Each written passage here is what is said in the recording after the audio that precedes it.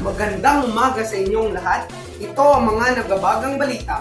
Kung noon ang plagiarism o pangungopia ang problema sa ilang klase, ngayon ay paggamit na ng Artificial Intelligence o AI sa schoolwork.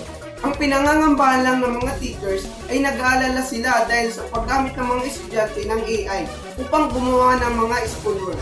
Natatakot sila na wala nang natututunan ng kanilang mga estudyante at puputulin ko po muna kayo. Hanggang diyan muna po kami at magbabalik po kami pagkatapos ng maikling break na ito. Naghahanap ba kayo ng pasyalan na affordable at napakaganda? Kung oo, ay dito na sa Masbate. From beaches to amazing nature views, nandito na lahat na pwede mong maisip. Kung gusto mo naman may iba, ay pumunta ka sa Masbate ng Abril 14 para makita mo o ma-experience mo ang Rodeo Festival ng Masbate. Marami pwedeng gawin doon, kaya ano pang hinihintay nyo? Tara na sa Masbate!